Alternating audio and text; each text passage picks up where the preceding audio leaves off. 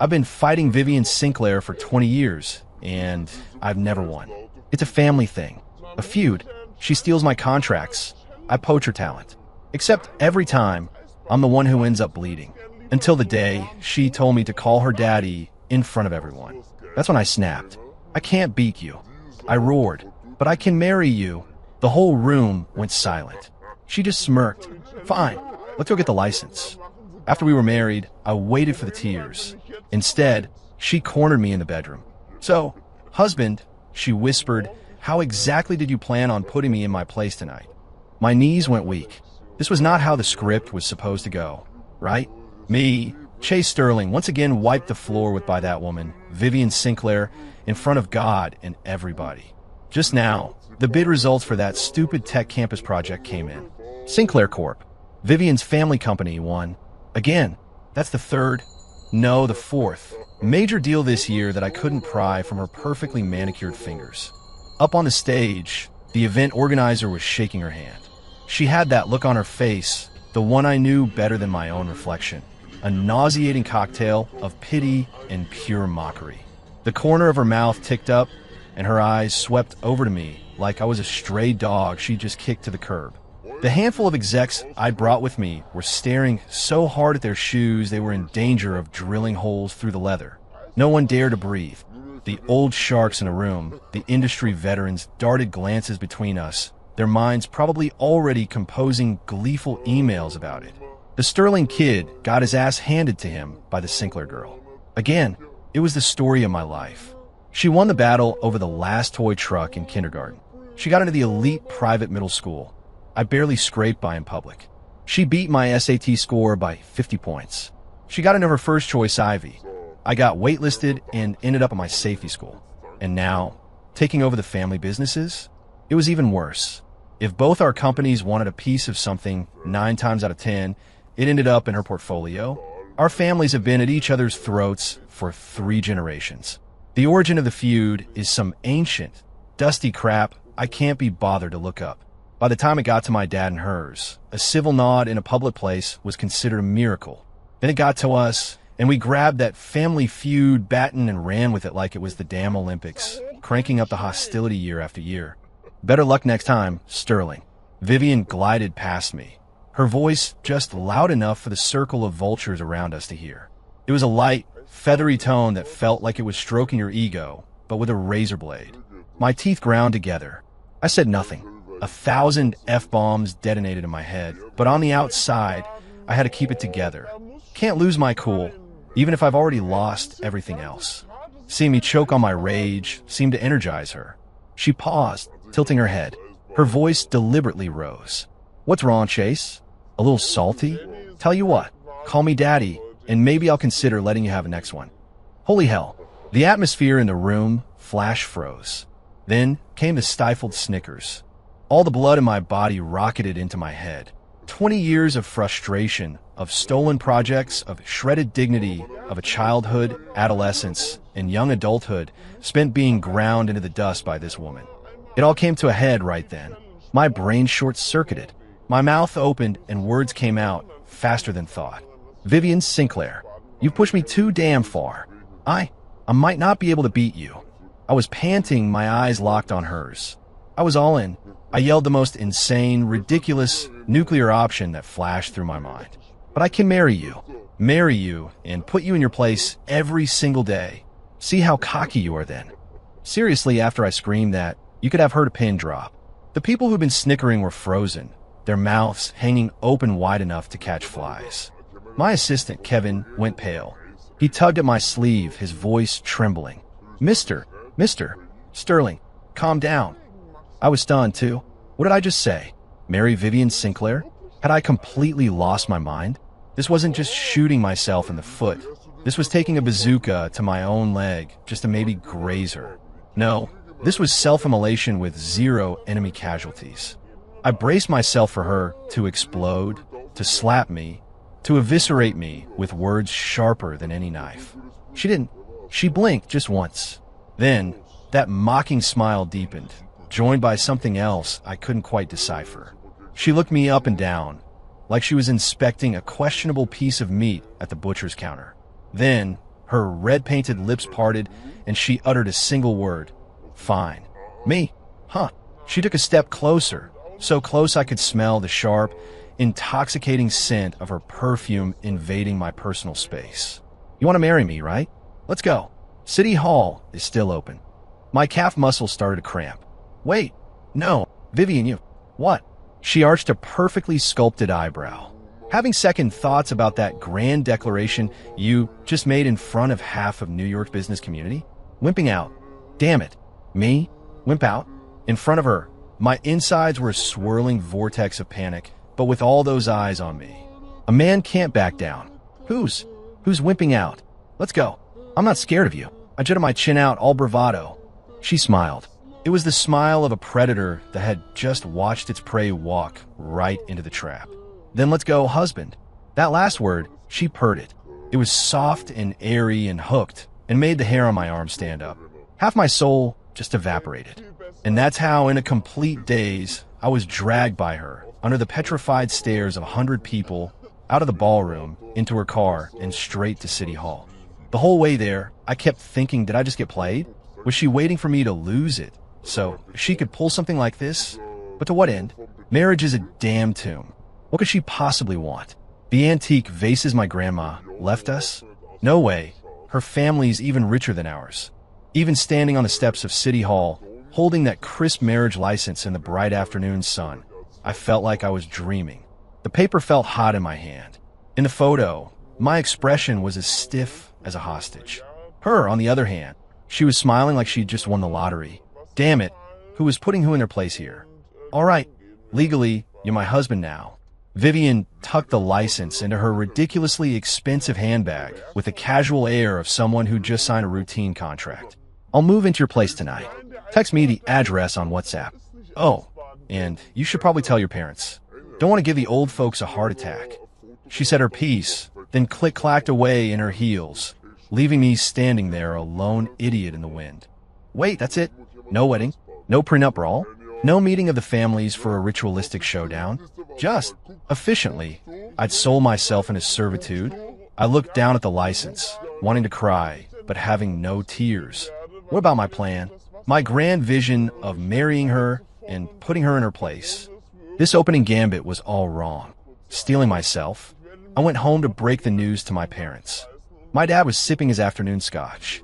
When he heard me say, I married Vivian Sinclair, he sprayed a mouthful of Macallan all over the wall opposite him and started coughing like he was trying to dislodge a lung. My mom's eyes rolled back in her head, and she nearly fainted. She clutched her chest for a solid minute, then pointed a trembling finger at me. Chase, honey, even if she's driven you to a complete mental breakdown, you can't do this. That's not a marriage. It's a suicide mission. Me? Well, at least my parents had a clear-eyed assessment of Vivian's capabilities. I spent half an hour spinning some garbage about how we were, madly in love, and decided on a strategic merger, a union of titans. It was a lie so transparent even a ghost could see through it, but my parents' expressions softened from "you're insane" to "you must be in some kind of trouble." And finally, they sighed and accepted it. The license was signed. Getting an annulment tomorrow would be even more humiliating for the sterling name. That night, just as promised, Vivian showed up with a suitcase. At my house. No, our home now. She made herself comfortable immediately, directing the housekeeper to take her luggage to the master bedroom. My bedroom. Then she started unpacking, casually moving all my clothes and toiletries into the guest room. Hold on. What do you think you're doing? I blocked the doorway. This is my house. This is my room. She folded her arms, looking at me. She'd just showered. Her hair was damp, and she was wearing a silk nightgown that showed off her long legs and made my head spin. It's our house now. I get the master. You get the guest room. Any objections? On what grounds? I was furious. This was my turf. On the grounds that I wanted. She smiled like a fox. Unless you'd rather fulfill some of your husbandly duties? I don't mind. I'm just afraid you can't handle it. Son of a man, can't admit he can't handle it. But looking at her eyes, her figure, and remembering her track record of utter annihilation, I wimped out. A total psychological and physiological retreat. The guest room is fine. I bit out, grabbing my pillow and comforter and scurrying away like a kicked dog. Lying in the unfamiliar guest bed, I was overcome with grief and rage. What the hell was this? I marry a woman and lose my own bedroom? What happened to putting her in her place? This was starting on insane difficulty. No, I had to man up. I had to show her who was the master of this house. Plan A. Economic sanctions. Cut off her supply lines. The next day, I canceled all my credit cards and the supplementary cards linked to my accounts. Let's see how cocky Vivian Sinclair is with no money, I thought. Turns out, she never even asked. I found out later that her personal net worth dwarfed mine. Worse, she had somehow charmed my own mother, who gave her a platinum card with a terrifyingly high limit and patted her hand, saying, "Vivian, dear, spend whatever you like. If Chase gives you any trouble, you tell me." Me. Plan A, dead on arrival. Plan B, create conflict. Make her life miserable until she gives up. I started leaving my socks everywhere, never did the dishes, and played video games at full volume until 2 in the morning. Her response? Nothing. She threw my socks in the trash. When I didn't do the dishes, she ordered takeout and ate delicious food by herself.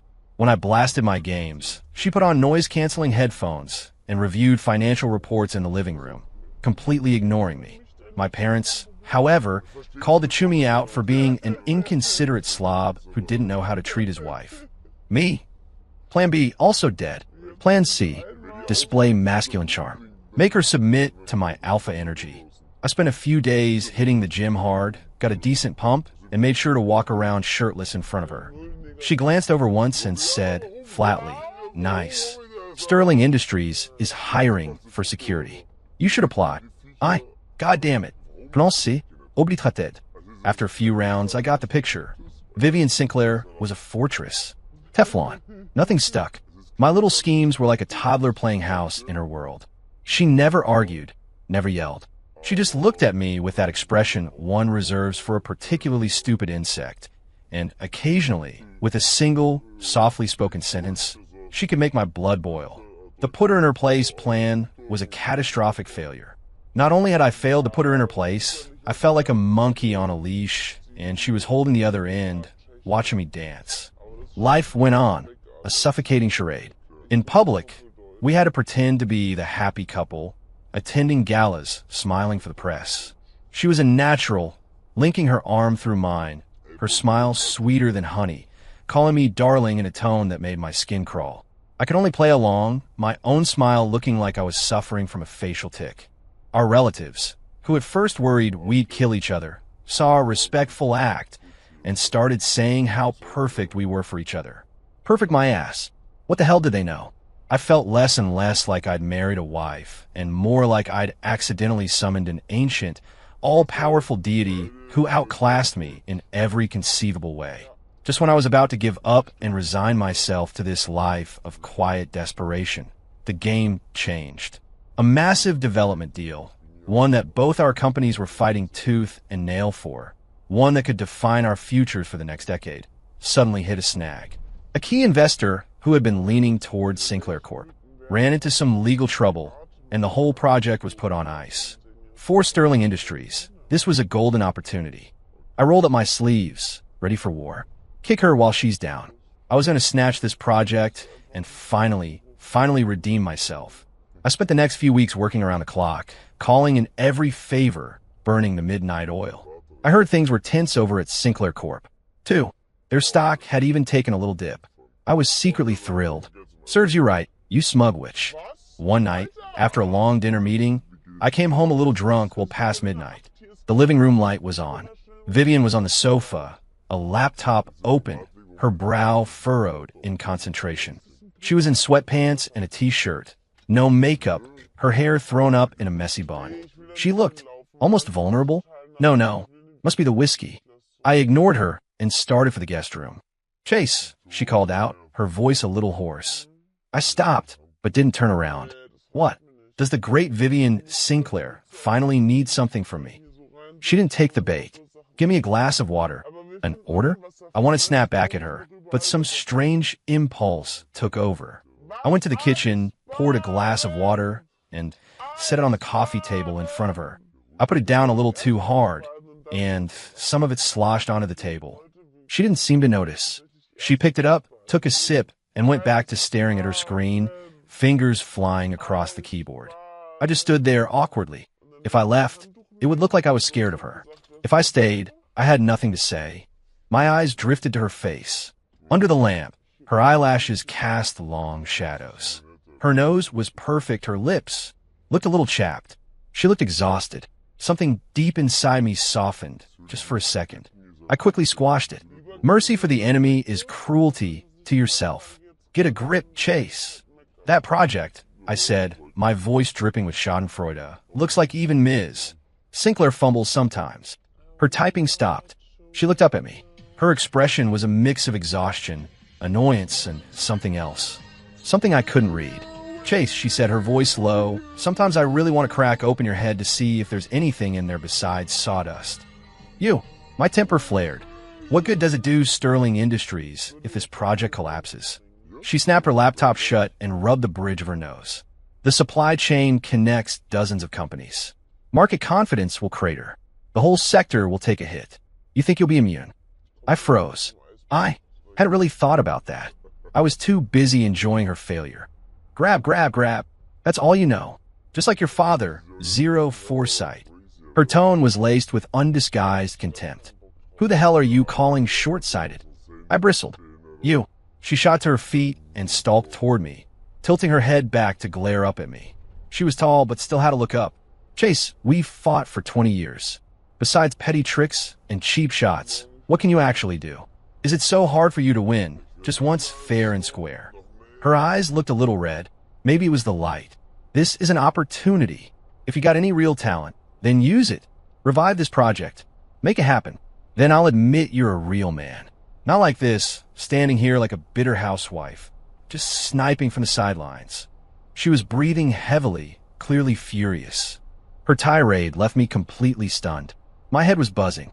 Her words hammered at me. Yeah, what the hell can I do besides get mad at her?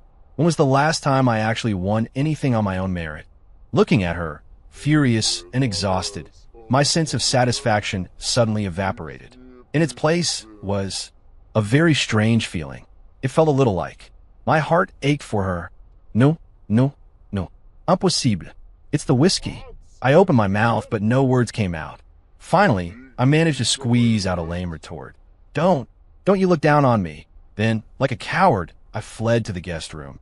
Lying in bed, I couldn't sleep. Vivian's words echoed in my mind. Win fair and square. Revive the project. Real talent. Damn it. I'll show you. I don't know what came over me. Maybe it was my bruised ego. Maybe her challenge worked. Or maybe I just didn't want to see that look in her eyes again. I got up, opened my laptop, and started pulling every file I could find on the project. The next few days, I was a different person. I stopped thinking about how to get one over on Vivian and threw all my energy into the project.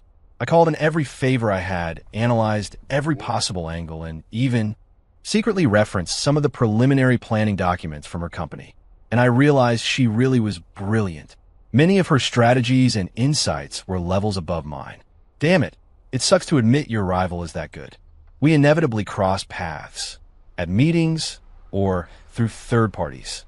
She was still all business, cold as ice.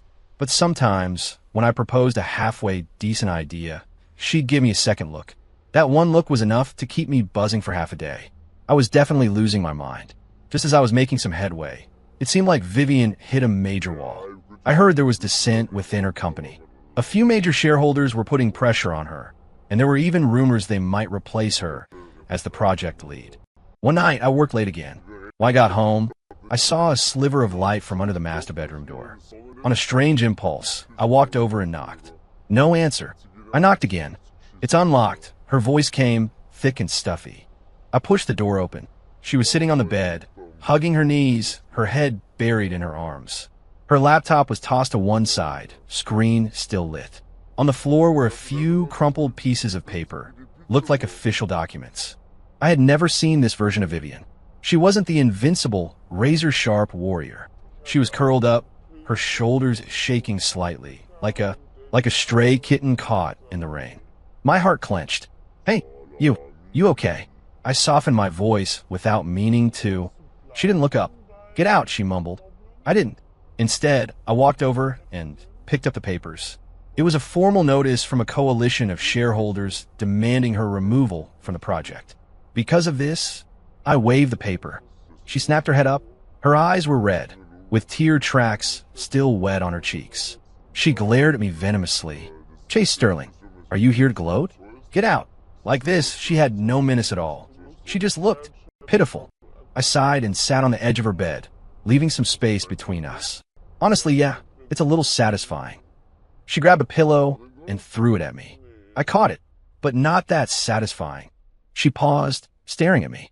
"Vivian," I looked at her red-rimmed eyes, and all my petty resentment just seemed to dissolve. "You were right. All this fighting is pointless. I can't save this project on my own." She said nothing, just watched me, her gaze wary and confused. I hesitated, then said something I never thought I would. "Let's team up." The air went still. She looked like she hadn't heard me right. "What?" I said, "Let's team up." I repeated, my own thoughts becoming clearer. Sinclair Corp has the early-stage tech and the channel partners. Sterling Industries has the liquid capital and some key political connections right now. If we go it alone, we both might fail. Together, we might be able to save this thing and make it even bigger than the original plan. She stared at me for a long time, as if trying to decide if this was a joke, a trap, or some new form of mockery. "Chase, are you on something?" "Probably," I said with a self-deprecating laugh. "You drove me to it." She was quiet for a moment, then looked down. "Why?" she asked softly. "Why?" I asked myself the same question. Was it because I wanted to beat her fair and square? But this was an invitation to win together. Was it because I couldn't stand to see her like this? Maybe a little. Or was it something else? Like, maybe I didn't want to see this proud, infuriating woman actually get broken. "There's no why," I said, turning my face away, feeling awkward. "I just think, as annoying as you are, you're competent. Better to keep the profits in the family. So, to speak, then let some outsider get it." That came out all wrong. She fell silent again. The silence stretched so long I thought she was going to refuse, and I was about to get up and leave. "Okay," she said it suddenly. I looked at her. She lifted her head. Her eyes were still red, but that familiar fire was back in them, sharp, cool, and with something else. Something I couldn't name. "We can cooperate." She wiped the corner of her eye, her tone returning to its usual decisiveness. "But I'm in charge. Damn it. This woman—" I was about to argue, but then I saw her eyes, still misty but fiercely determined, and the words died in my throat. "Fine," I gritted out. "You're ruthless." A tiny, fleeting smile touched the corner of her mouth. "So, partners." She held out her hand. I looked at her hand. It was slender and pale, but I knew how much power it held. After a moment's hesitation, I took it. Her skin was cool. "Partners," I said. My mind, however, was thinking, damn, her hand is actually pretty soft. Just when I thought this bizarre negotiation was over and I could go back to my own bed, Vivian suddenly threw back the covers and stood up. She walked right up to me, standing incredibly close. I had just stood up myself, and she was almost pressed against me, her head tilted back, her breath ghosting over my chin. Her just-cried eyes were glassy and held a kind of predatory glint. "Chase," she said my name, her voice husky from crying, yet deliberately softened. "Business is done. Shouldn't we talk about personal matters?" My heart hammered. Warning bells went off in my head. What personal matters? Her finger lightly tapped my chest, drawing lazy circles. Her eyes were like little hooks. "What do you think? Darling, we've been married for almost 3 months now, haven't we?" My throat went dry. I tried to step back, but my legs hit the edge of the bed, and I sat down hard. She leaned over me, her hands planting on either side of my body, trapping me between her and the mattress. The V-neck of her silk nightgown was a little low, and the view was making me dizzy. What do you want?" My voice cracked. This script was all wrong. Weren't we supposed to sleep in separate rooms? Wasn't I the one getting put in my place? She leaned in close to my ear, her warm breath a shock against my skin. She lowered her voice, using that tone that could make a single man's knees buckle. A little bit arrogant, a whole lot seductive. "So, husband, tonight, how exactly did you plan on putting me in my place?" "Me?" My knees went weak. I almost slid off the bed, looking at her face, so close to mine, her eyes glinting with cunning and triumph. Only one thought remained in my head. I'm screwed. It looks like For the rest of my life, I'm completely and utterly screwed. Plans? To hell with my plans. Change? This change was way too damn intense. My brain buzzed like a flashbang had gone off inside it. What did she call me? Husband? And with that damn tone, and putting me in my place? She was actually throwing the crazy, angry words I'd screamed at her back in my face in this. This context. A cold sweat broke out across my back. My heart was pounding like a drum solo against my ribs, so hard it made my eardrums ache. Me, Chase Sterling, a man about town. Okay, maybe not that much a man about town, but still a 6'1" adult male. When had I ever been cornered by a woman like this? Especially not with this kind of death by 1,000 cuts method. Vivian, you don't mess with me. My voice cracked. I tried to push myself back on the mattress to create some breathing room, but she had me pinned. The slightest movement made my knee brush against the hem of her nightgown, and the slippery feel of the silk sent a jolt through me, freezing me in place. Mess with you? She raised an eyebrow, her face so damn beautiful even without makeup, inching closer until our noses were almost touching. We're a legally married couple, fully licensed. How can you call this messing? The scent of her body wash mixed with that faint, cool fragrance that was uniquely hers, drilling its way into my senses. My throat was sandpaper. I swallowed hard, feeling like all the oxygen had been sucked out of the room. Who's licensed with you? That was a contingency plan. I tried to reclaim some of my authority, but the words sounded weak even to my own ears.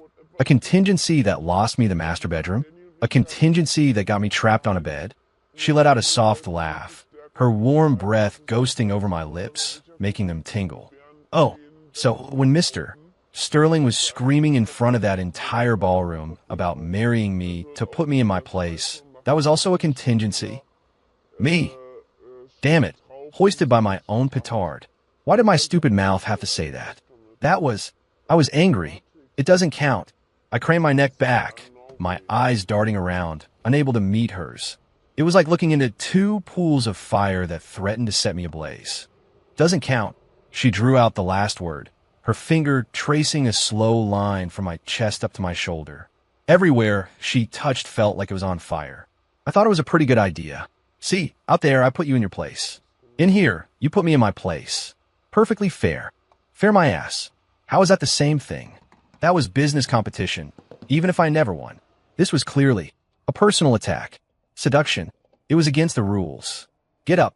I was getting flustered, reaching up to push her shoulder, but my hand froze halfway. Touching her anywhere felt wrong.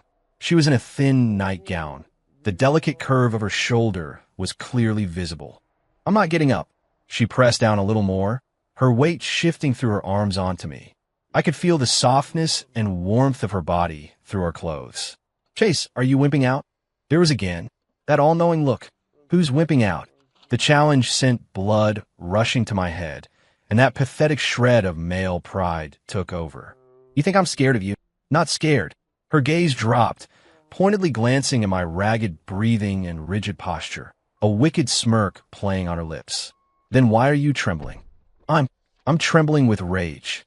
Ooh, she cooed, her face a mask of I get it, I totally get it, which only made me want to grind my teeth. No, I couldn't let this go on. I had to fight back. I had to. But how? Push her away? That would just prove I was scared. And her skin felt kind of nice. No. Chase, what the hell are you thinking? Argue with her? I could never win a war of words with this woman. Then, that only left. A ridiculous, audacious thought popped into my head. If you can't beat them, join them? She wants to play? Fine, I'll play. Let's see who breaks first. My resolve hardened. I took a deep breath, forcing myself to calm down. Meeting her challenging, probing gaze, I tried to make my expression look cool, maybe even a little of her own infuriating brand of nonchalance. All right, I mimicked her tone, even managing what I hoped with a roguish grin. If Ms. Sinclair is so eager, then who am I to refuse? As I spoke, I tentatively lifted my hand and placed it on the arm she had braced next to my head. Her skin was smooth, a little cool. The moment I touched her, I felt her body tense almost imperceptibly. It was working. She wasn't completely immune after all. This discovery boosted my confidence. Right, just like that. Don't panic. The first one to panic loses. My fingers tightened slightly, stroking the delicate skin on the inside of her arm. I kept my eyes locked on her, deliberately slowing my speech. But how exactly does Ms. Sinclair want to be put in her place? Like this. I watched her reaction. A flicker of surprise crossed her face, as if she hadn't expected me to counterattack. But she quickly recovered her composure. Except, was that a hint of red creeping up her earlobes? Or, I pressed my advantage, my other hand coming up to wrap tentatively around her waist. I didn't dare apply real pressure, just held the pose. Like this. Her breathing hitched, just for a second. She tried to hide it, but at this distance I could feel it. I'd scored a point. I gloated internally. See, this woman was all talk. When it came down to it, she couldn't handle it either. Just as I was about to follow up with some more suave, confidence-boosting lines, she suddenly smiled. Not her usual mocking or challenging smile, but something deeper, something knowing and playful. Instead of pulling back, she leaned into my tentative embrace, bringing her lips almost to my ear. "Mr. Sterling," she whispered, her voice a breathy puff of air. "You seem to have a pretty good grasp of the theory. I just wonder, how's a practical experience?" Me? Damn it, that wasn't in the script. Wasn't she supposed to get flustered or angry and push me away? How did she turn around on me again? Practical experience? I had zero damn practical experience. My entire practical experience consisted of losing battles to her. The cool facade I'd so carefully constructed shattered. The hands on her arm and waist went rigid. She saw my embarrassment and let out a low laugh. The vibration of her chest traveled through her thin nightgown, sending my own heart into a panicked flutter. Looks like she extended the tip of her tongue and quickly licked her lips, a gesture that made my heart stop for a second. I might have to personally give you some pointers. Pointers? Pointers on what? On how to put her in her place? My brain turned to mush. CPU overloaded, graphics card fried. All my plans, my schemes, my defiance. All of it was obliterated by her soft words and small gestures. Looking at her lips, so close, feeling the warmth and scent of her body, seeing the mix of challenge, seduction, and something else I couldn't decipher in her eyes. I gave up. Damn it, I can't beat her. I really can't. I squeezed my eyes shut, a gesture of both surrender and desperation, and yelled, "Do whatever you want. Just get on with it." The second the words were out, I regretted them. What kind of idiotic line was that? I sounded like a lamb to the slaughter. The expected mockery never came.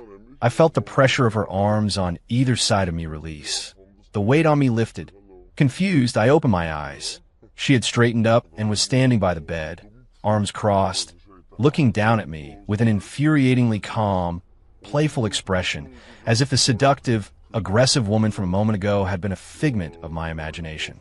"All right, I'll stop teasing you," she said, her tone light, like someone who just pulled off a successful prank.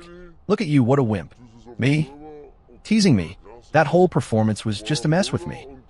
A wave of humiliation and anger washed over me. I shot to my feet, my face burning. "Vivian Sinclair, you were playing me? What else?"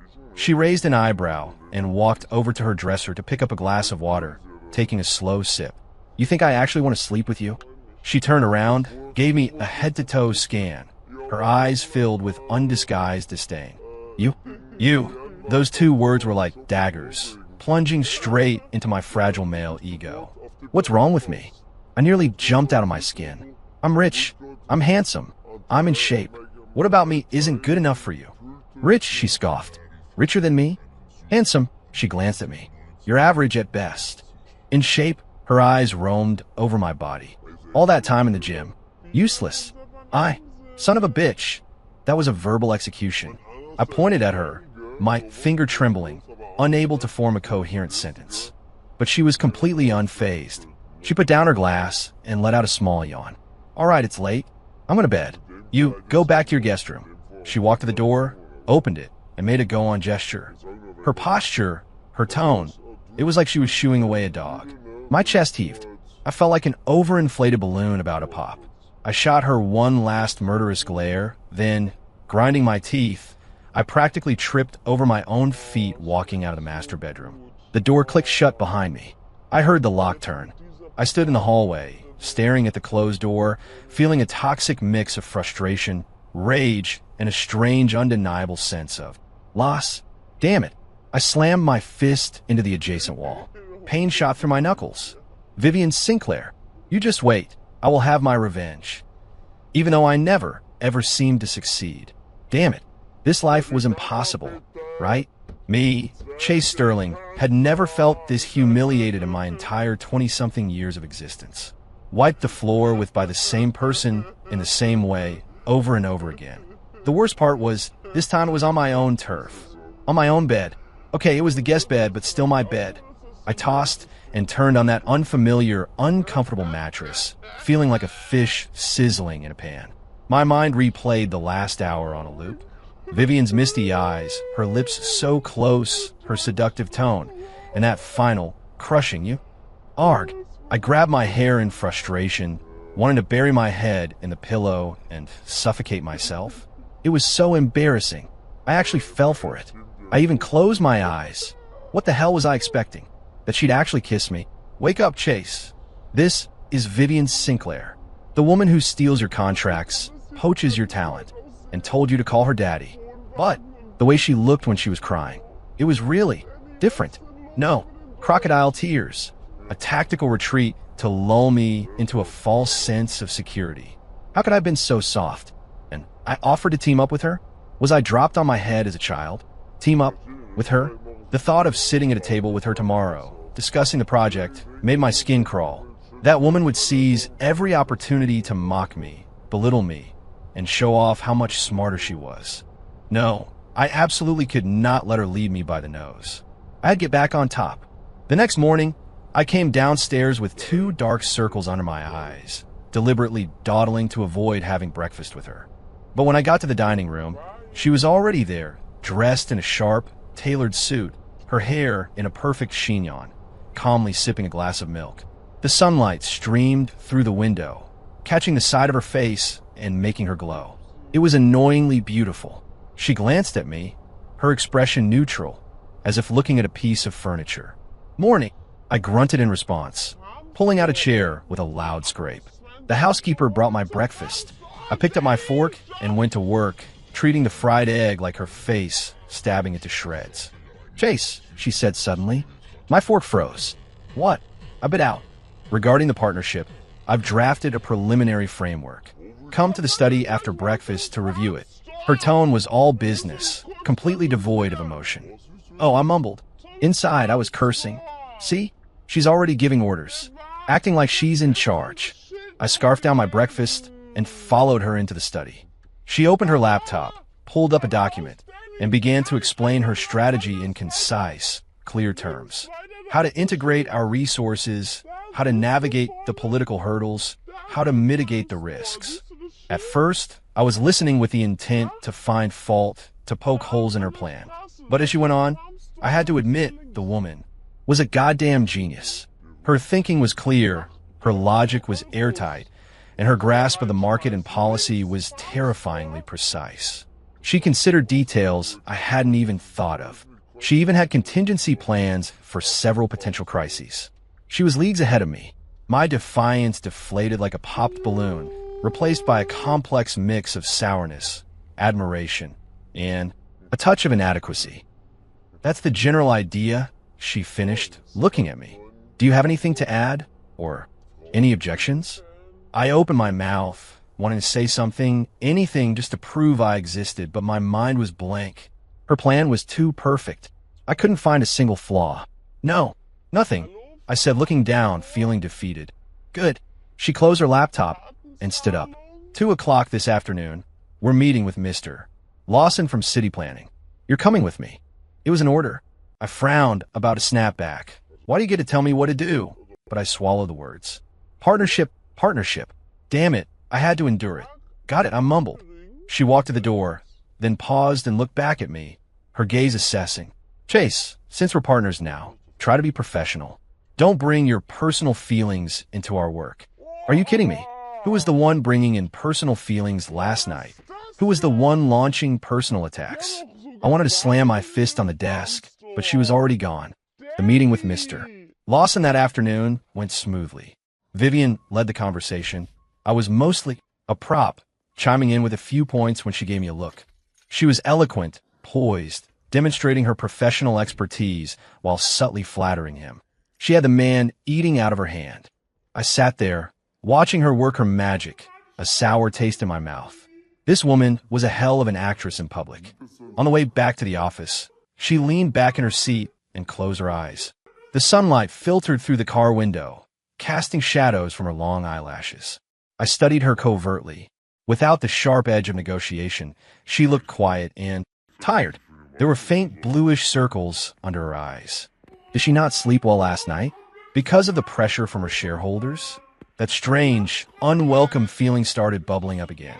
Hey, I couldn't help but say, my voice a bit raspy, so I guess we've got Lawson on board. She didn't open her eyes, just grunted. What's next? I asked, just to fill the silence. Meeting with Director Williams at the Economic Development Corp. Then with Mr. Davis at the bank, she said, her voice weary. I'll have my assistant schedule it. I'll let you know. Oh, I said. The car fell silent again. After a while, another question popped out of my mouth, unbidden. You didn't sleep well last night.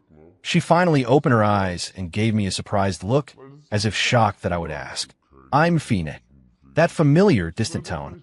I felt a flash of irritation and turned to look out the window. Who cares? Just making conversation. She didn't say anything else. I watched the city blur past, my mind a jumble. This partnership had just begun, and I already felt suffocated. Just being in the same space with her felt like all the air had been sucked out of the room. The next few days, we were practically inseparable. Meetings together, client dinners together, late nights revising proposals together.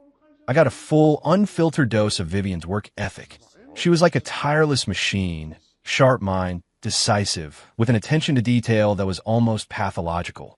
She had me running in circles, checking data, tweaking slide decks, dealing with difficult intermediaries. It was exhausting, but strangely, as I watched the dying project slowly come back to life in our hands, I felt a weird sense of accomplishment. And as we spent more time together, I realized she wasn't always cold as ice. One time, we were rushing to finish a report late at night. I couldn't take it anymore and fell asleep with my head on the desk. When I woke up, her jacket was draped over my shoulders. The office smelled of fresh coffee, and she was at her computer, fingers flying, her profile illuminated by the desk lamp, looking incredibly focused. Another time, a call with a supplier went south. The guy was being a jerk, and I was about to lose my temper. She heard it, calmly took the phone from my hand, and spoke a few sentences in a voice so cold it could cause frostbite. The guy on the other end immediately backed down, apologizing profusely. When she handed the phone back, her expression was as impassive as ever, but somehow, I didn't hate her as much. Damn it, was this Stockholm Syndrome? No. Get a grip, Chase. This is Vivian Sinclair, your nemesis, the woman who's been beating you your whole life. You can't be bought with a jacket and a phone call, but she did look kind of cool when she was focused. No, annoying. She was very annoying.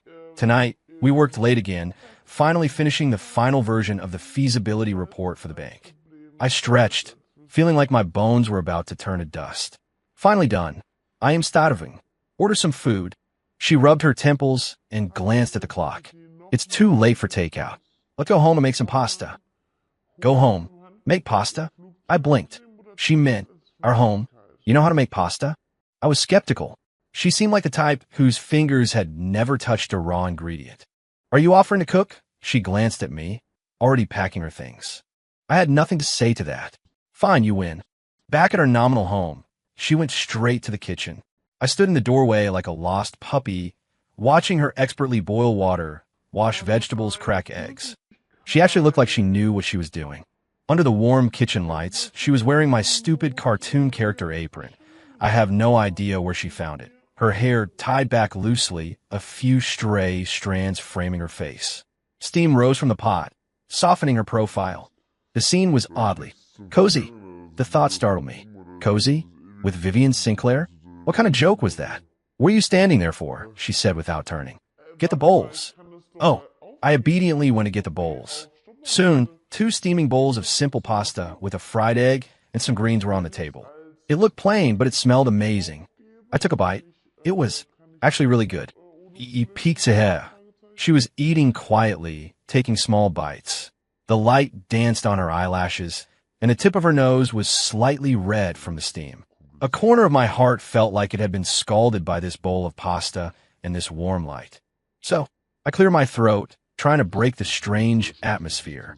If this project actually works out, how are we splitting the profits? She looked up, her expression calm. Based on our respective contributions and investments, it will be specified in the contract. Oh, I went back to eating. A moment later, Vivian, I said her name.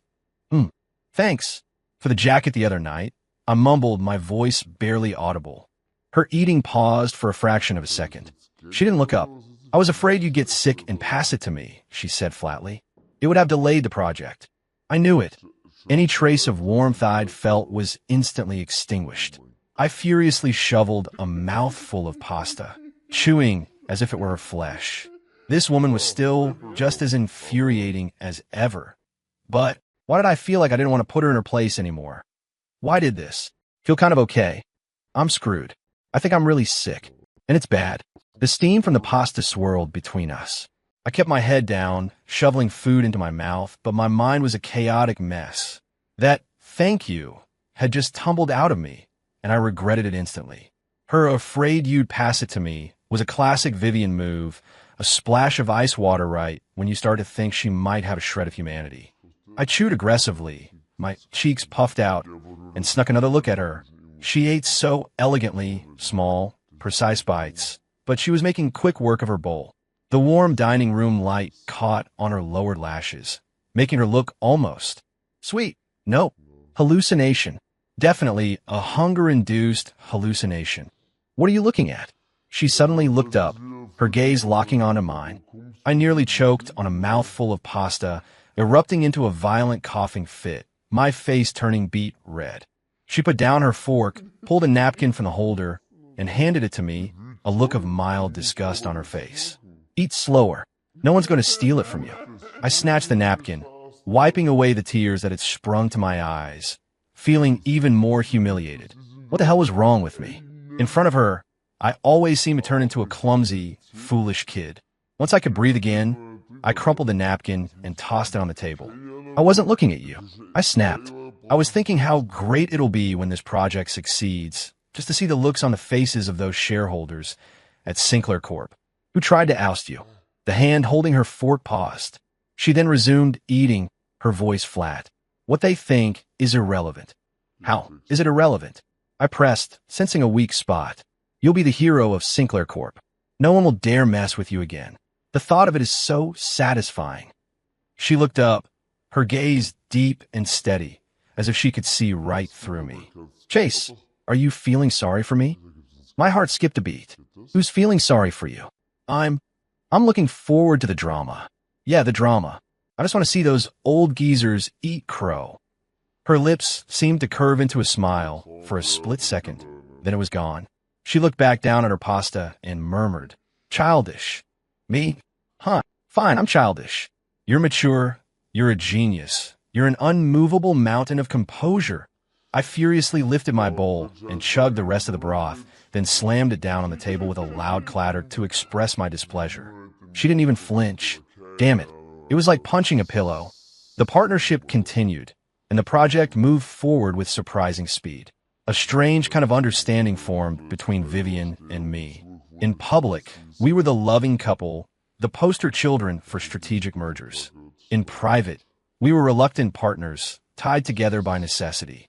She was still sharp-tongued, poking at me with little jabs. I had learned not to explode at every provocation and could sometimes even return fire with some sarcasm of my own. I usually lost, but at least it wasn't as suffocating. I discovered that when you stripped away the Family Feud filter, Vivian Sinclair was an incredible person. Her mind was a steel trap, and she was ridiculously competent. Working with her was high pressure, but I was learning more than I ever had. Moves I never would have considered. She executed flawlessly.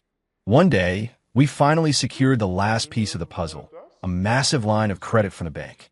The biggest financial hurdle was cleared. Leaving the bank tower, the city lights were just beginning to flicker on. The evening breeze was cool and refreshing.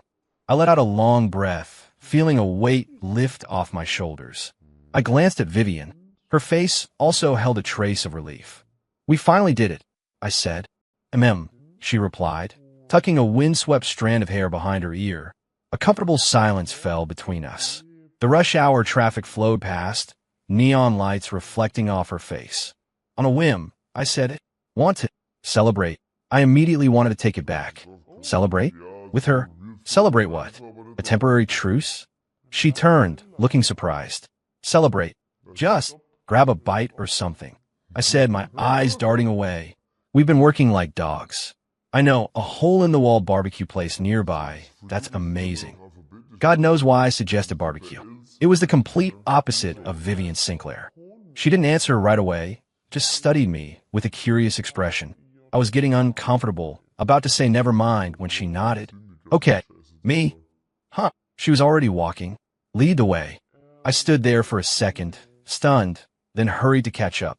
She actually agreed. The barbecue joint was tucked away in an alley, a bit of a dive, but the food was legendary. It was already packed, loud and smoky. Vivian, in her designer suit and stilettos, looked completely out of place standing in the greasy doorway. She wrinkled her nose slightly. My heart sank. Of course, she hated it. We can go somewhere else. It's fine. She walked in and found a relatively clean booth in the corner, sitting down as if she did this every day. I followed, sliding in opposite her.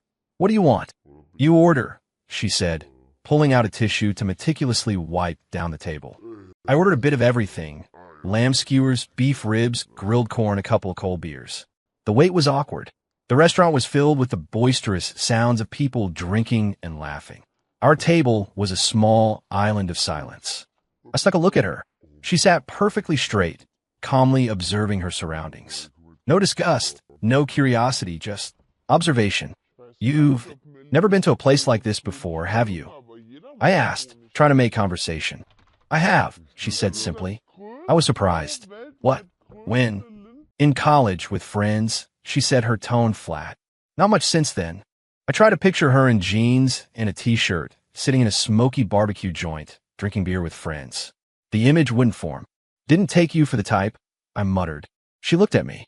Chase, do you really think people like me spend all our time in five-star hotels sipping vintage wine? She'd hit the nail on the head. I felt a flush of embarrassment. Well, no. Just then, the food and beer arrived, the rich, smoky aroma filling the air. I poured her a beer, foam spilling over the top. She took the glass without comment, her cool fingertips brushing against mine. A toast. I raised my glass. To milestone for the project. She looked at her glass, then at me, hesitated for a second, then raised it and lightly clinked it against mine. The sound was crisp and clear. I took a huge gulp. The cold liquid was pure bliss. She, on the other hand, took a tiny ladle-like sip and frowned slightly. I couldn't help but smile. That's not how you drink beer, Sinclair. You gotta go big. She ignored me and gracefully picked up a skewer. I didn't mind, happily digging into the food. After a few ribs and half a beer, I was feeling loose. Honestly, Vivian, if it weren't for you, this project would be dead in the water, I said through a mouthful of chicken wing. Those contingency plans you made were genius. How do you come up with that stuff? She dabbed her mouth with a napkin, a gesture as elegant as if she were at a Michelin star restaurant. It's called doing your homework. Oh, come on. Spare me. I waved a hand. I know my brain doesn't work like yours. I used to think you were just lucky or you played dirty. But now, I paused, took another swig of beer, and let the alcohol do the talking. Now I'll admit it. You're a damn rock star. The hand holding her skewer froze. She looked up at me, a flicker of surprise in her eyes. I felt a little exposed under her gaze. What? Can't you take a compliment? She didn't answer, just looked back down at her food, but I could have sworn. Was she smiling? Must be the dim lighting. We talked more about the project, and before I knew it, both beers were empty. I was feeling a little buzzed. Hey, Vivian, I said, propping my chin on my hand. All these years we've been fighting. Was there any point to it? No, she answered without hesitation. Then why were you always coming after me? You started it. When did I? I started to argue, then thought back. Okay, maybe I did pull her pigtails in first grade. That was decades ago. You hold a grudge. Takes one to know one, she said, nibbling on a mushroom. Watching her, a thought popped into my head, and I blurted it out. You know, if you weren't so sarcastic and arrogant all the time, you'd be all right. She froze, then looked up at me, her eyes sharp. Chase, are you drunk? I'm not drunk, I insisted. I'm serious. Just like this, having a quiet meal. Isn't this better? Why we have to be at each other's throats all the time? Isn't it exhausting? She just looked at me, her expression unreadable, as if trying to figure out if I was being sincere. The night wind swirled around us, carrying the smell of charcoal and city life. The noise of the restaurant faded into the background. For the first time ever, there was a peaceful, even slightly charged silence between us. After a long moment, she put down her skewer, wiped her hands, and stood up. Let's go. It's late. I stood up too, a little unsteadily. I'd had a bit too much. We paid and walked back to the car. The cool air made my head spin. She walked beside me, the street lights stretching our shadows long, occasionally letting them overlap. My mind started to wander. What if we weren't from feuding families? What if it'd always been like this? Would things be different? The thought scared me. I shook my head, trying to clear it. It's the beer. Definitely the beer. We reached the car. She unlocked it. I got into the passenger seat, fumbling with the seatbelt. She got in, started the engine, but didn't drive off. The car was quiet except for the low hum of the AC. I leaned back and closed my eyes, the world tilting. Chase, she said suddenly, her voice clear in the enclosed space. Yeah. I answered, not opening my eyes. What you said tonight, I'm going to forget it. Her voice was calm, neutral. And you should too. The warm, fuzzy feeling from the beer instantly vanished. It was like a bucket of ice water over my head. I opened my eyes and looked at her. She was staring straight ahead, her profile hard in the dim light. What? I heard myself ask, my voice hoarse. She was silent for a few seconds before answering, her tone laced with that familiar, cool detachment. Because we don't work. Don't work. 3 words, like 3 needles, straight to the heart. She was right. Feuding families, lifelong rivals, 20 years of mutual dislike. The brief moment of peace we'd just had was an illusion, a byproduct of Project stress and alcohol. I tried to smile, but my face wouldn't cooperate. My chest felt tight. Got it, I said, closing my eyes again and turning my head toward the window. Drive. The car pulled smoothly into the night. I watched the city lights streak past, feeling like a part of me had just been hollowed out. Damn it, this beer was stronger than I thought. The day the project officially launched was a huge affair. The signing ceremony was in the city's fanciest hotel ballroom, camera flashes popping everywhere. The room was packed with city officials, clients, and reporters who had caught wind of the story. The Sterling and Sinclair heirs, mortal enemies, joining forces to pull off a miracle deal. It was irresistible. I stood on stage in a perfectly tailored suit, hair slicked back, with Vivian beside me, equally polished and powerful in a designer pantsuit. We signed the documents, exchanged folders, and shook hands. The room erupted in applause. I pasted a standard business smile on my face, but my palms were sweating. Not because of the crowd, but because of the woman next to me. Her hand was cool and slender, and when I took it, I could feel the faint tension in her fingers. After the ceremony came the reception. Vivian and I were swarmed. People congratulating us, people fishing for information. She handled it all with practiced grace, a perfect smile on her face, her arm linked through mine as she played the part of the perfect wife. I played along, smiling and clinking glasses on cue, but my mind was elsewhere. My gaze kept drifting to her. She wore elegant makeup today, her lipstick a bold red that made her skin look flawless. Under the chandeliers, she was almost unreal. Mr. Sterling, Ms. Sinclair, congratulations, a smug voice cut in. I turned to see one of the Sinclair Corp. Shareholders who had given Vivian the most trouble, a portly man named Wallace. Mr. Wallace. Vivian's smile didn't falter, but her tone cooled. Vivian, my dear, you've done a marvelous job. Wallace boomed, his eyes darting between us. We were all so worried the project would collapse, but you and Mr. Sterling, a true power couple, pulled it out of the fire. Truly impressive. The words were praise, but the tone was pure acid. I felt my jaw tighten, but Vivian gave my arm a slight squeeze, a silent order to stand down. She stepped forward slightly, her smile widening as her eyes narrowed. "You're too kind, Mr. Wallace. The project's success is thanks to the entire team, and of course, the support of our shareholders." She paused, her gaze sweeping over him and a few other uncomfortable-looking investors. And it certainly helped that, at the critical moment, no one was actively trying to sabotage it. Otherwise, even a power couple might not have been enough, don't you think? Wallace's jowls quivered. His smile froze. Of course, he muttered before scurrying away. I watched him retreat, feeling a surge of satisfaction. This woman was still lethal with her words, but for some reason, this time it felt good. "Nice one, Sinclair. A real killer," I murmured into her ear. She glanced at me, a corner of her mouth lifting. "Takes one to know one.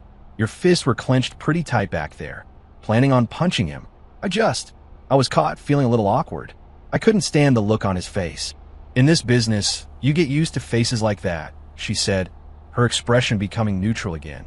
After fending off a few more waves of people, my face ached from smiling. I slipped away to the buffet table, starving. I just picked up a mini cheesecake when I overheard two women talking nearby, their eyes flicking toward Vivian. "So, that's Vivian Sinclair? She's even more stunning in person. Seems a bit stuck up, though. Wouldn't you be? Great family, gorgeous and brilliant. I heard she basically ran this whole project. The Sterling heir was just along for the ride. Yeah, you can see it. Standing next to her, Chase Sterling looks a little out of his league. Totally." The cheesecake in my hand suddenly tasted like ash. Along for the ride? Out of his league. I knew people would think that, but hearing it stung. A heavy, damp feeling settled in my chest. I put the cake down, my appetite gone. As I looked up, Vivian was walking toward me. She must have heard them too, because she shot the women a cool look, and they immediately clammed up and walked away. She came to my side and handed me a glass of champagne. Hiding out, I took the glass, but didn't drink. "Just getting some air," I mumbled. She studied my face for a moment. "Don't listen to them," she said, her voice low. "The project is done. The money is real. That's what matters." I knew she was right, but I couldn't shake the feeling. "In your eyes, am I just along for the ride?" The question escaped before I could stop it. It sounded pathetic. She paused, seeming surprised by the question. She swirled the golden liquid in her glass. "Chase," she looked up at me, her gaze serious. "Without the connections you brought in early on, without you securing that line of credit from the bank, this project would have failed. As good as I am, I couldn't have done it alone." She paused again, her tone taking on a rare, almost vulnerable honesty. "We were partners. We both got what we needed. We helped each other succeed. No one was just along for the ride. Partners. We helped each other succeed." It was a logical, very Vivian-like statement. But somehow, hearing it, the tightness in my chest eased. At least she acknowledged my contribution. She didn't think I was useless. "Come on." She raised her glass. "The party's not over. Mr. Sterling still needs to play his part." There was a hint of playful mockery in her eyes. Looking at her smile, my mood lifted. I grinned back and downed the champagne in one go. "Fine, let's go ride." The reception finally ended. We were both exhausted on the drive home, the car silent. I leaned against the headrest, watching the city lights blur past, my mind a jumble of the day's events, the signing, the gossip, and Vivian's words. We pulled into the underground garage and rode the elevator up in silence. In the confined space, her faint perfume mixed with the scent of champagne. I watched her standing in front of me, her back straight and elegant, projecting that familiar keep-out aura. The gossip from the party echoed in my head. Along with her, we were partners. A mix of frustration and a strange, reckless impulse began to build in my chest. The elevator dinged. The doors opened. She walked out. I followed her down the hall, and without thinking, I called out, "Vivian." She stopped and turned, a question in her eyes. I walked up to her, closing the distance between us until I could see the faint flutter of her eyelashes. The alcohol and a wave of raw emotion crashed inside me. What if? I heard my own voice, rough and strained. What if it wasn't just about what we both needed? She froze, her eyes widening slightly as she tried to understand. I took a deep breath and threw myself off the cliff. What if? I'm serious about this. It was out. The words hung in the air, sucking all the energy out of me, shattering the fragile peace between us. She just stood there, staring at me, her expression a whirlwind of shock, disbelief, and... was that panic? Yes, panic. I'd never seen that look on her face before. The motion sensor light in the hallway timed out, plunging us into darkness. I could hear my own heart pounding and the ragged sound of her breathing. After what felt like an eternity, the light flickered back on. Her face was composed again, but her eyes were still a storm. She opened her mouth, closed it, then finally shook her head, her voice a near whisper, laced with something like sorrow. "Chase, don't be a fool." Then she turned, unlocked her door, and slipped inside. She didn't look back. The door closed softly in my face, cutting off all light and sound. I stood alone in the dim hallway, feeling like a statue. Don't be a fool, right? I dragged a hand down my face, a bitter, ugly smile twisting my lips. Yeah, a complete, utter fool. The soft click of the door, closing, echoed like a gunshot in my ears. Don't be a fool. Those 3 words, spoken so quietly, extinguished the last of the hopeful, drunken fire that the project's success had ignited in me. I stood in the hallway until my legs went numb. The motion sensor light cycled on and off, a silent, blinking mockery of my idiocy. Finally, I dragged my leaden feet back to the guest room. I didn't turn on a light, just collapsed onto the bed. In the darkness, the ceiling was a gray blur. My mind replayed the scene on a loop. Her shocked eyes, her whispered warning, the finality of the closing door. Damn it. Chase, you really are an idiot. Why'd I have to say that? Serious about this? About Vivian Sinclair? What were we? A family feud. Lifelong rivals who had spent 20 years trying to destroy each other. So what if we had a temporary truce, a weird understanding forged in the fires of a high-stakes project? That didn't change the fundamental truth. She looked down on me. I thought she was an arrogant, domineering witch. We both got what we needed. That was the real, safe version of our relationship. And I had to go and try to break it. I rolled over and buried my face in my pillow, a wave of shame, regret, and a profound sense of loss washing over me. I slept terribly, plagued by nightmares. The next morning, I emerged from my room with even darker circles under my eyes, braced for Vivian's cold shoulder and inevitable sarcasm. But the dining room was empty. The housekeeper informed me that Ms. Sinclair had left for the office early. I paused, not sure if I was relieved or more disappointed. Was she avoiding me? Fine. It saved us an awkward conversation. At the office, I went out of my way to avoid her. She seemed to be doing the same. Any remaining project details were communicated through our assistants. Overnight, we had reverted to our old Cold War status, only worse. Before, we at least shared a roof and could trade insults. Now, we didn't even see each other. The house felt vast and empty. The master bedroom door was always closed. She came home late and left early. I was pretty sure she was deliberately timing it to miss me. This pointed avoidance was worse than an open fight. It was a constant, nagging reminder of what had happened. I tried to drown myself in work, but my mind kept drifting back to her, to the late nights, the bowl of pasta, the barbecue joint, and her shocked expression in the hallway. Damn it, get over it. I slammed a file down on my desk. Mr. Sterling, Kevin, my assistant, poked his head in. It's nothing. I snapped. Get out. He vanished. I leaned back in my chair, rubbing my temples. This couldn't go on. I had to do something. But what? Go knock on her door and say, sorry, I was drunk. I didn't mean it? That would be even more pathetic. Confront her? Ask her what her problem was? If she hated me so much, she couldn't even stand to look at me. What if she said yes? I didn't think I could handle that. I was trapped. This strange, silent standoff lasted for nearly a week. Just as I was about to lose my mind, the situation changed, though not in a way I would have chosen. My mother called. A family gathering on the weekend. I was to bring Vivian. Mom, she's really busy at work, maybe. I tried to make an excuse. Busy with what? The project is done. My mother wasn't buying it. I don't care. You'll bring Vivian. You've been married for months, and you've barely brought her home.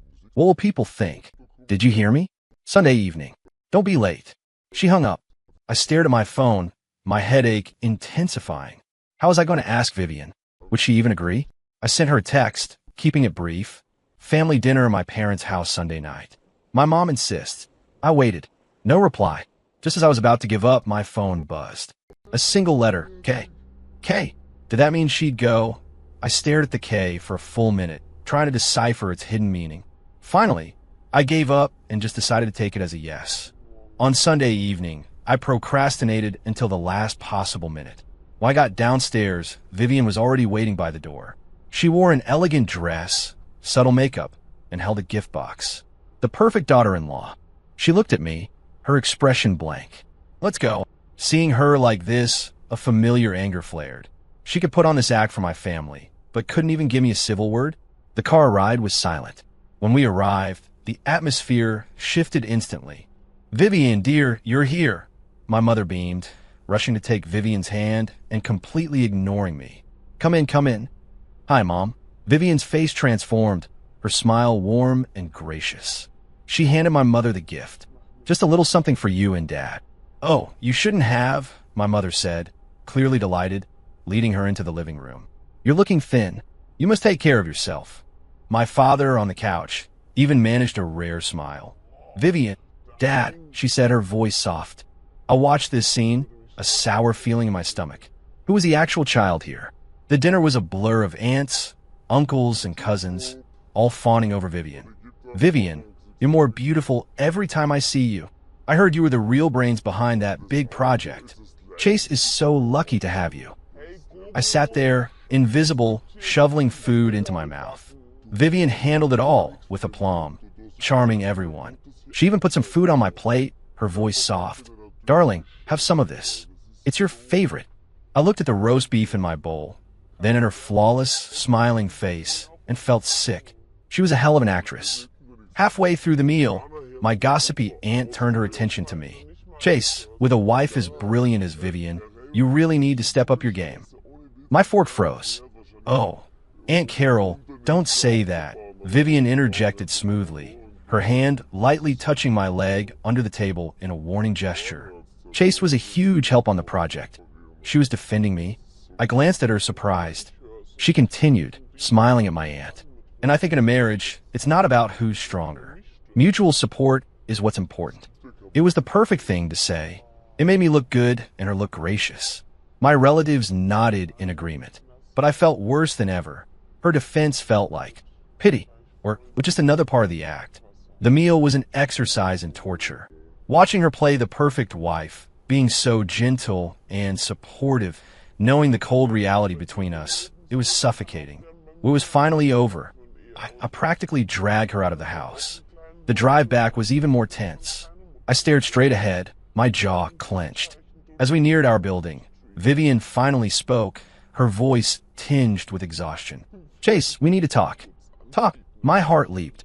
My hands tightened on the steering wheel. It was time. I slammed on the brakes, pulling the car over to the curb just outside the garage entrance. The engine idled, headlights cutting a bright rectangle into the darkness, moths dancing in the beams. Talk. She finally wanted to talk. My knuckles were white on the steering wheel. I kept my eyes fixed on the illuminated pavement ahead. Talk about what? My voice was a rasp. The car was silent, except for the whisper of the AC and my own ragged breathing. She didn't answer immediately. I couldn't take it. I whipped my head around to face her.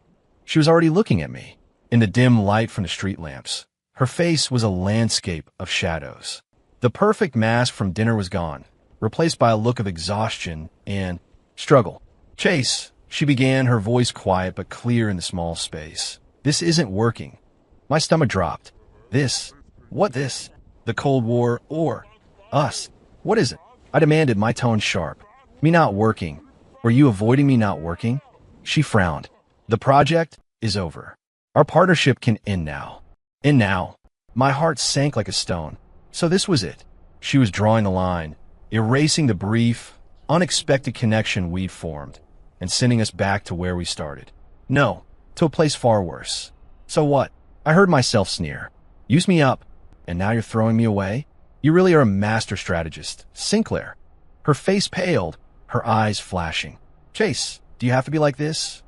How should I be? My voice rose, all the frustration and hurt of the past week erupting. Should I pretend like you? Play the happy couple in public and be strangers behind closed doors? Aren't you tired of it, Vivian? Because I'm damn tired of watching you. I was panting, my chest heaving. She stared at me, stunned into silence by my outburst. Yeah, I was a fool that night. I never should have said it. I barreled on, the words tumbling out. I never should have had any stupid ideas about you. We're enemies. A family feud. How the hell could I forget that? Calm down, she said, trying to cut in. I can't calm down. I yelled. You stand there in front of my family pretending to be the perfect wife, and then you won't even look at me. What do you take me for? A prop. A business associate you can just turn on and off. The word prop hung in the air, stinging me with its truth. She fell silent, her gaze dropping, her long lashes shadowing her cheeks. Seeing her like that, my anger deflated, leaving only a bone-deep weariness. The car was quiet again. After a long time, she looked up, a new, desperate resolve in her eyes. Chase, besides the schemes and the acting, what else could there possibly be between us? Her quiet question was like a punch to the gut. What else could there be? I opened my mouth, but no sound came out. She was right. 20 years of animosity, generations of bad blood, the constant clash of our family interests. The fragile connection we'd built felt so insignificant in the face of all that. I tried, she whispered, and I could hear a faint tremor in her voice. I tried to see you as just a partner. I tried to ignore the other things. The other things. My heart stopped. She felt them too. Those other things? I stared at her, searching her eyes for confirmation. But she had turned away, looking out at the dark street. But it didn't work, she said with a dry, humorless laugh. Seeing you talk to another woman at a party, it bothered me. Hearing people say you weren't good enough for me, it made me angry. And when you asked me that question the other night, she trailed off. But I understood. My heart felt like it was being squeezed. She felt it too. It wasn't just me. The elation lasted only a second, quickly replaced by a profound sense of hopelessness. So what if we both felt something? What could we do? Abandon our families? Forget 20 years of history? Live out some cheesy romance novel fantasy where love conquers all? Don't be ridiculous. We were Chase Sterling and Vivian Sinclair. So, my voice was hoarse. You decided to avoid me? You thought if you didn't see me, it would all just go away. What else was I supposed to do? She turned back, her eyes shining with unshed tears, but her gaze was defiant. Keep going on like this in this gray area? And for what? So that one day, over some new project or some old grudge, we can tear each other apart again and destroy whatever ridiculous flicker of connection we have now. Her words were a scalpel, cleanly dissecting the ugly reality between us. There was no future, not one we could see. The hope that had just flared within me was extinguished by her own hand. I looked at her, and she looked at me. So close, yet separated by an uncrossable chasm. After a long time, I slumped back in my seat, covering my eyes with my hand. I get it, I said, my voice heavy with defeat. Let's just leave it. Leave it. Maintain the status quo. Play our parts. And bury those other things deep inside. She said nothing. I started the car and drove into the garage. The silence was our final agreement. And our greatest tragedy. Life settled into a new, bizarre, kind of normal. Vivian and I operated under an unspoken truce. A nod in the hallway at home. Professional emails for work. A united, polished front for public appearances. We were two parallel lines, forcibly bound together, but never truly meeting. I threw myself into work with a vengeance, trying to prove something, or maybe just try to escape something. I closed a few tough deals, earning some grudging respect from the old guard on my father's board. But there was still a hollow space inside me. Every night, coming home to that silent house, seeing the light under her door, or catching the faint scent of her perfume in the air, the emptiness was sharp and real. She seemed busier too, traveling frequently. Her presence in the house began to fade. Good, I told myself. Out of sight, out of mind. Until that afternoon. I came home early, hoping to catch a nap. As I walked in, I heard a muffled, choked sound from the master bedroom. Retching. I froze. She was home, and she was sick. I hesitated, then walked to her door and knocked. Hey, you okay in there? The sound stopped. After a moment, the door opened a crack. She stood there, her face ashen, a sheen of cold sweat on her forehead. She tried to muster her usual cool smile, but another wave of nausea hit her, and she clapped a hand over her mouth and bolted back to the bathroom. I stood in the doorway, listening to the miserable sounds of her dry heaving. The walls I'd so carefully built around my heart crumbled. I went to the kitchen, poured a glass of warm water, and walked to the bathroom. She was leaning over the sink, her body trembling. "Drink this," I said, holding out the glass. She just waved a weak hand. "What's wrong?" "Food poisoning," I asked. She finally straightened up and rinsed her mouth. Her reflection in the mirror was ghostly. "I'm fine," she rasped. "Probably just a stomach bug." She stumbled as she tried to walk out, and I instinctively reached out and grabbed her arm. It was ice cold. She tensed, but was too weak to pull away. "Get in bed," I said, half carrying her to the bed. She collapsed on a mattress, curling into a ball. Watching her, a wild, terrifying thought shot through my mind. That one night, after the project celebration, I'd been drinking. The memories were hazy, but had I gone into her room? Had we? No, it couldn't be. But her symptoms. My throat went dry. My heart started to race. I stared at her for a long moment, then turned, grabbed my phone, and made a call. "Dr. Evans, it's Chase Sterling. I need you to send a trusted OB/GYN over to my place." "Yes, right now. It's a private matter. Please be discreet." I hung up and leaned against the wall, my heart pounding. Please let me be wrong. The doctor, a kind-faced woman in her 50s, arrived quickly. I paced in the living room while she was in the bedroom with Vivian. Finally, the door opened. The doctor smiled at me. "Mr. Sterling," she said quietly. "Ms. Sinclair's fine. She's just having a rather severe case of morning sickness, and she's a bit run down. I prescribed something to help with the nausea and some prenatal vitamins. She just needs to rest, eat well, and schedule regular checkups." Boom. I didn't hear a word she said after morning sickness. That word exploded in my brain. Pregnant. She was pregnant with my child. I stood there, frozen, a chaotic mix of shock, panic, and a strange, thrilling flutter in my chest. "Mr. Sterling? Are you all right?" the doctor asked. I snapped back to reality. "Fine. Yes. Thank you, doctor." After seeing her out, I stood in front of the master bedroom door, my hand on the knob, unable to turn it. Finally, I took a deep breath and went in. She was leaning against the headboard, her eyes closed. She opened them when I entered, her expression calm, almost resigned. She knew. We stared at each other across the room. The silence was deafening. This news had just blown our carefully constructed world to pieces. Finally, I licked my dry lips and asked the stupidest question in human history. "Is it mine? Is it mine?" The moment the words left my mouth, I wanted to swallow them back. What a moronic thing to say. Whose else would it be? As messed up as our relationship was, that was a line neither of us would cross. Predictably, Vivian's eyes went glacial. The vulnerability vanished, replaced by a sharp, wounded pride. "Who else's would it be, Chase?" she shot back, her voice dangerously quiet. I flinched. I didn't mean it like that." "Then what did you mean?" She pushed herself up straighter, her gaze pinning me to the spot. "That I'm the kind of woman who sleeps around?" "No," I said too quickly. My mind was reeling. A baby? A baby with Vivian Sinclair? It was the most insane, earth-shattering concept I could imagine. I raked a hand through my hair, pacing in front of her bed. When did you know?" "Just now," she said, her tone flat, as if discussing the weather. "The doctor just left." "Right." Silence fell again. I stared at her stomach, still flat beneath the blankets. There was a life in there? Our baby. The thought sent a shiver through me. A strange, terrifying, and exhilarating feeling began to bloom in my chest. "What?" I swallowed, my voice hoarse. "What are you going to do?" She looked down, her fingers twisting in the sheets. "I don't know," she whispered. "I don't know." Those 3 words, spoken so softly, somehow calmed the storm inside me. At least she was as lost as I was. I walked to the window, staring out at the gray sky. Our families, our feud, all the baggage between us. And now this, a bond we could never break. This baby, was this the end of the feud?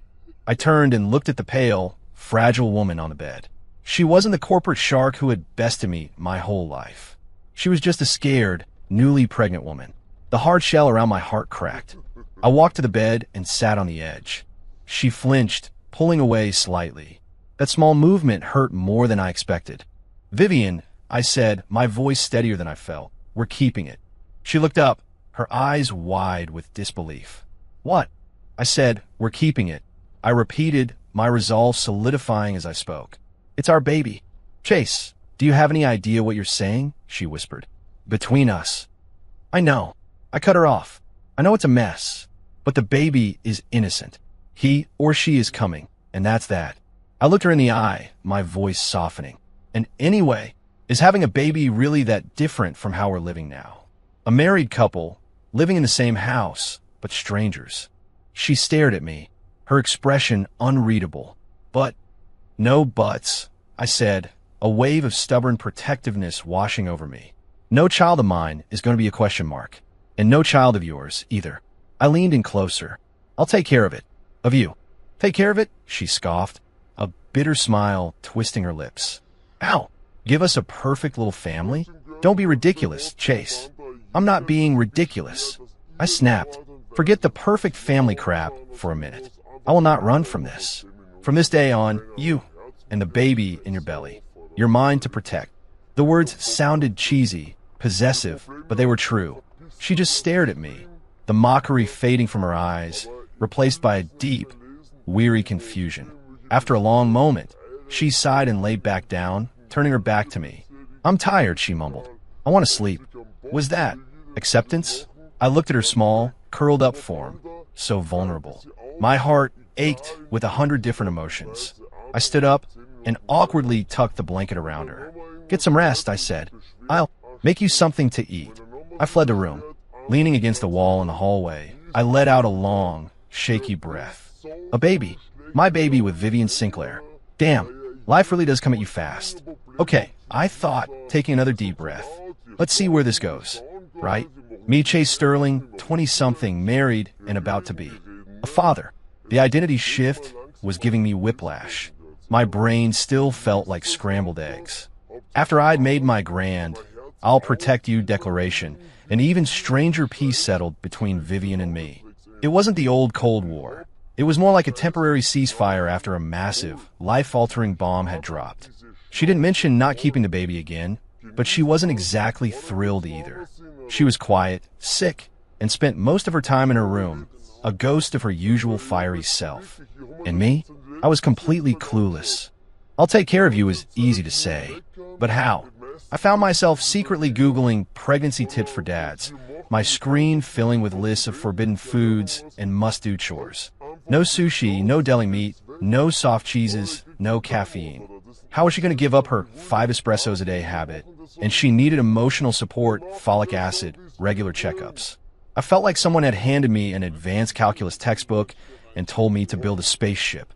I tossed my phone aside and stared at the ceiling. This was more stressful than any multi-million-dollar deal. At least with a deal, you had a plan. This project had no plan, and my partner was an emotional minefield. But I made a promise. The next morning, I got up early and went into the kitchen. Armed with a nutritious pregnancy breakfast recipe from my phone, I proceeded to create chaos. I burned the toast, overcooked the eggs, and boiled the milk over. Finally, I carried a tray with a sad-looking sandwich and a glass of milk to her door. I knocked. "Come in," she mumbled. She was propped up against the pillows, looking pale. She stared at the tray, then at me, confused. "What's this?" "Breakfast," I said, trying to sound casual. "The doctor said you need nutrients." She looked at the charred sandwich, then back at me, a strange expression on her face. "It looks worse than it tastes," I said defensively. She took a small bite, chewing slowly. I held my breath. "It's edible," she finally said. I let out a sigh of relief, a ridiculous surge of pride welling up inside me. "Are you going to the office today?" I asked. "I have a meeting this afternoon." "I'll drive you." She looked at me for a second, then nodded. "Okay." The car ride was quiet, but I drove like a little old lady, slowing to a crawl over every bump. At a red light, I glanced at her in the rearview mirror. She was leaning against the window, her hand resting on her stomach. A strange feeling washed over me. There was really a tiny person growing in there. When we got to her office, she unbuckled her seatbelt. "Hey," I said. She looked at me. "Try to eat lunch," I mumbled. "And no coffee." A flicker of something, surprise, crossed her face before she nodded and got out of the car. Over the next few weeks, this became our new routine. My clumsy attempts at care, her quiet, grudging acceptance. The ice between us wasn't gone, but it was thinning. Then came the night she woke me with a frantic call from her room. I rushed in to find her violently ill, worse than ever before. I held her, rubbing her back, murmuring useless words of comfort. She was limp in my arms, exhausted and miserable. All the history between us, all the rivalry, it all seemed so stupid in that moment. She wasn't my enemy. She was the mother of my child, and she was suffering. I cleaned her up, brought her water, and sat with her until she finally drifted off into a restless sleep. As she was falling asleep, she reached for my hand, her grip weak. "Don't go," she whispered. My heart clenched. "I won't," I said, my voice thick. "I'm right here." I sat there all night, watching her sleep, and I knew, with absolute certainty, that everything had changed. There was no going back. After that night, the wall of ice between us began to truly melt. We started going to prenatal appointments together. The first time I saw the tiny, flickering heartbeat on the ultrasound screen, something inside me shifted forever. It was real. This tiny, stubborn little life was real. I held the grainy ultrasound picture like it was a winning lottery ticket. "It's just a little bean," Vivian said, trying to sound nonchalant, but I saw the soft smile she was trying to hide. "It's my bean," I said, puffing out my chest. "Our bean." Her morning sickness was replaced by bizarre cravings. One night at 2 a.m., she woke me up, wanting a specific kind of dumpling from a tiny shop across town. I drove all over the city. The shop was closed, but I finally found a decent substitute at an all-night diner. When I got back, she ate the whole thing, and I could have sworn her eyes were a little teary. "It's delicious," she'd whispered. "That was better than closing any deal." We even started going to birthing class together. I felt like a complete idiot trying to practice breathing exercises, but when she laughed at my awkwardness, a real, genuine laugh, I didn't care. Seeing her happy was becoming my new favorite thing. The night of the big corporate gala, she looked radiant in a custom maternity gown. We were playing our usual role of the power couple, but it didn't feel like an act anymore. When she went to the restroom, an old business rival of mine, a real slime ball named Todd, cornered me. "Heard the news, Sterling," he smirked. "Knocked up the ice queen, huh? But she's a real handful now. Hope you're surviving." Something inside me snapped. I grabbed him by his $1,000 tie and slammed him against the wall. "You ever talk about my wife like that again?" I snarled, my voice low and dangerous, "and I will personally ruin you. She is carrying my child. You will show her respect. Do you understand me?" He stammered an apology and scurried away. I turned, and Vivian was standing there, watching me, her eyes wide. I expected her to be angry at me for causing a scene. Instead, she walked over, took my hand, and laced her fingers through mine. We walked out of that party, hand in hand, leaving the whispers and stares behind us.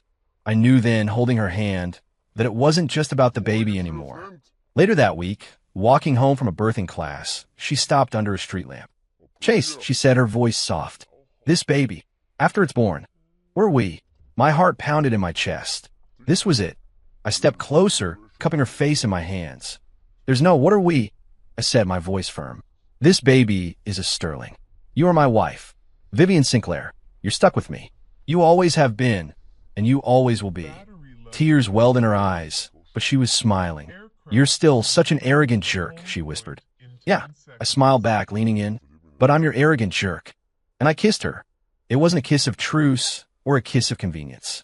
It was a kiss that had been waiting 20 years to happen, a kiss that sealed every argument, every battle, and every angry word into something new. Something that felt a lot like a beginning.